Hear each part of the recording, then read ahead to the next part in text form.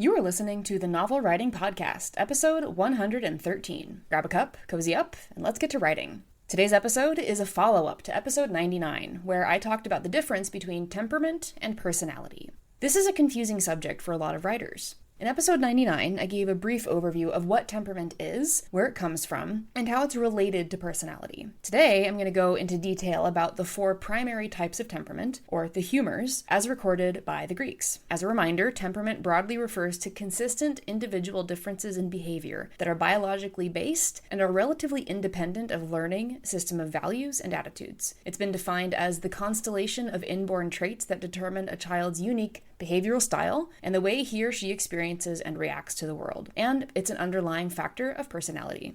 Temperament is typically described as one of 4 primary types: sanguine, choleric, phlegmatic, and melancholic. Each of these types encompasses related emotions and characteristics that are especially useful for understanding our characters. Let's dive in. First, to sanguine. People with a sanguine temperament are naturally people-oriented, typically extroverted, playful or lively, outgoing, impulsive, easily amused, and optimistic. They build relationships quickly and can lose track of time while in conversation. Sanguines also have a high risk tolerance, and boredom is a danger signal. They are more likely to struggle with addictions. They're great in social or people-facing occupations and activities, but might struggle with finishing projects. A sanguine character could have an arc where she learns the importance of slowing down or finding comfort with solitude.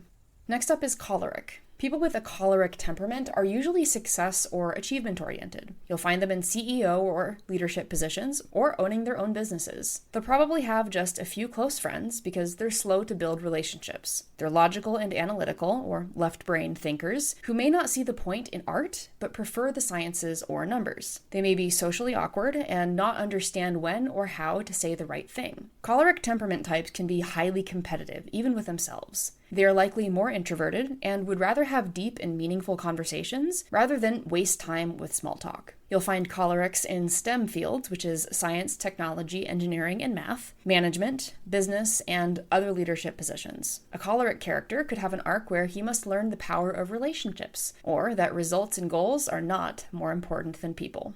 Next, we have phlegmatic. Those with a phlegmatic temperament are service-oriented people, seeking interpersonal harmony and close relationships, often preserving their relationships with old friends and extended family. They dislike conflict and try to mediate disputes. They could be seen as people-pleasers in this regard. The phlegmatic temperament type is introverted, calm, indecisive, patient, and agreeable. They're pretty easy to get along with. They're also abstract thinkers, so if you're in an all or nothing or black and white situation, a phlegmatic can see the gray. You'll find phlegmatics in positions such as teaching, nursing, social services, and other mental health client-facing professions. A phlegmatic character could have an arc where she must challenge the status quo or stand up to a tyrant.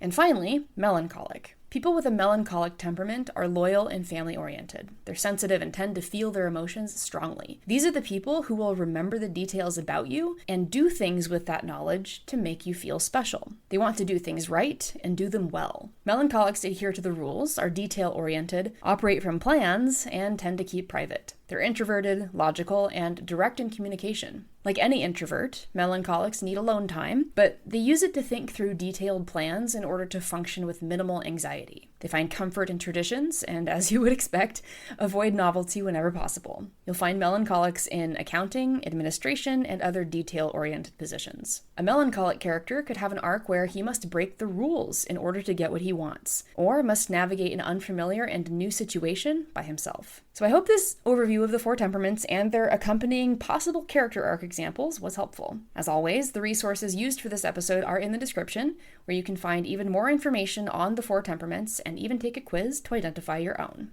That's it for today's episode. Thanks for joining me, and remember, the first draft is supposed to be garbage. Thanks for listening to the Novel Writing Podcast. If you're ready to stop struggling and start finishing your novel, check out the 60-Day Novel Writing Challenge. It's a step-by-step program designed for solo writers to complete their first draft with clarity and focus. Visit the link in the description to learn more.